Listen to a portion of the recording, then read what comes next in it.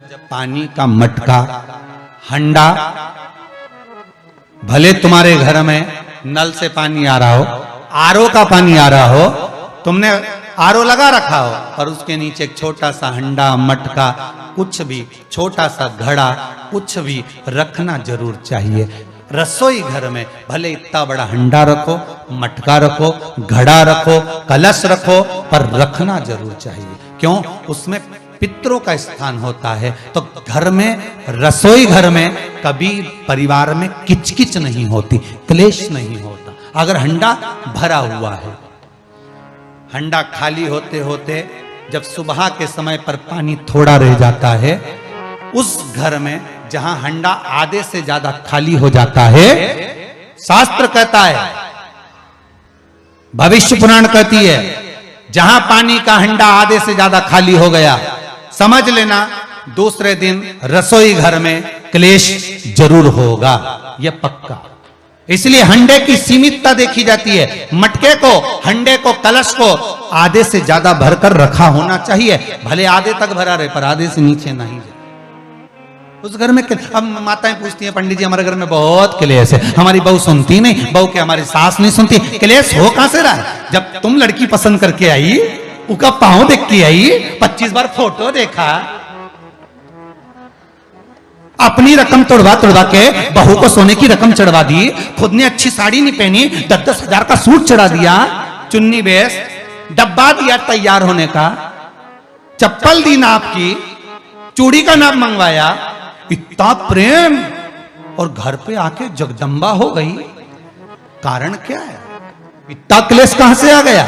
जब तुमने पसंद करी, तुमने देखी, लड़की वालों ने यहां देखा, लड़के वालों ने वहां देखा, जब एक दूसरे को देख के सब बात हुई है, संबंध हुआ, रात भर बात चली, फिर क्या हो गया? यहां तो रोज फोन लगाती थी, मम्मी ये वाली साड़ी तैयार कर लो। हाँ बेटा कर ले, ऐसी बात सास और बहू में चले। चूड़ी का नाप भेज दीजिए, चोली का नाप भेज देना, और मैंने डब्बा तैयार कर लिया है, मैंने वीडियो कॉल में दिखाया, देख ले, यही है। चप्पल भी लिए, ये भी लिया, चोटी भी ली, गजरा भी लिया, दुनिया का सामान लिया, शादी करी ने 2-3 लाख रुपए तो गार्डन में खर्च कर दिए, ने लोगों के खूब चटाया,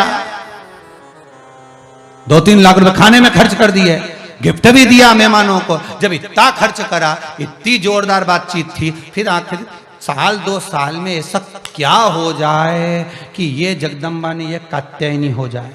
कारण क्या? वो कारण तो ढूंढो। अरे बोलो तो सही है कि नहीं है? कारण तो ढूंढो कि कारण क्या है ऐसा, कि क्या कारण हो गया? अब दोष देने की माँ ने सिखा दिया होगा, और वो दोष दे, तुम तो अपनी माँ के ही हो, हमारी तो सुनो ही नहीं। अब वो इधर दोष, वो उधर दोष दे। ये दोष देने से कुछ नहीं हो, अपने कर्मों का दोष देखो। ने जरूर झांक कर देखना कि सवेरे सवेरे कहीं हंडा खाली तो नहीं मिल रहा है, पूरा नीचे तक तो नहीं चले गया, आधे से नीचे तो नहीं हो गया। मतलब घर में दूसरे दिन क्लेश तो होना ही है, भले कटोरी के चक्कर में, पानी के चक्कर में, रसोई घर के चक्कर में, रोटी के चक्कर में, चाहे दिन भर में कभी भी होगा, पर 24 घंटे में क्लेश होगा, वो पक्का है। थोड़ा भरा, क्यों भरकर रखा जाता है मटका? क्यों भरकर रखते हैं हंडा? क्यों कहा जाता है कि जिस समय वास्तु पूजन होता है, पितरों के लिए पूजन करी जाती है, तो हंडा भरा जाता है, नया कोरा मटका, नया हंडा वास्तु पूजन में भरा जाता है। क्यों? और जब पंडित जी सिर पे मंगवाते हैं, नारी भर कर लाती है, गृह प्रवेश होता है, भरा हुआ मटका, खाली नहीं, भरा। और जब भरवाते तो इतना भरवाते कि उसका पानी उंडेलना चाहिए, वास्तु पूजन का नियम है। जिस समय मटके को भरकर लेके आते हैं घर के अंदर, कलश भरकर लेके आते हैं, वास्तु प्रवेश करते हैं, गृह प्रवेश करते हैं, तो मटका इतना भरा जाता है, उसका पानी बाहर ढुलना चाहिए। और जब लेकर आए तो झलकता हुआ पानी होना चाहिए। नारियल रखे, आम का पत्ता रखे, तो पानी गिरता रहे। पर माताएं तो अपने फैशन में नहीं, डेंटिंग पेंटिंग कराए तो पानी गिर जाए तो वही नाराज हो जाए, बेचारा पंडित जी की हालत खराब कर कि तुमने इतना पानी क्यों भरा, कम नहीं भर सकता था हमारा पूरा। ये तो परंतु शास्त्र रीति क्या कर रही है, भविष्य पुराण क्या कर रही है, हमारी शास्त्र क्या कर रहे हैं कि पानी भरा हुआ जब चलता है, झलकता झलकता चले, घर में जब प्रवेश करे तो भगवान से यही प्रार्थना रहती है कि लक्ष्मी ऐसी झलकती रहे, इतनी कृपा कर दे। पर लोग, पंडित जी भी कह दिया अच्छे कपड़े पहनी बेचारी ने, पिन मिन लगाई हो, बढ़िया जोरदार पल्लू मल्लू लिए, तो अब डब्बा मब्बा भर के तैयार कर डेंटिंग पेंटिंग कर, अब जब पानी गिरे तो कहीं तो बेचार पंडित जी भी कहे थोड़ा खाली करो पंडित जी खाली करो। अब खाली करा, इतना भर दिया, अब वो मैंने आम का पत्ता नारियल सब धर दिया, और ना झलके ना कुछ झलके, क्योंकि इसका अहंकार इतना झलके तो कलश की खाक झलके।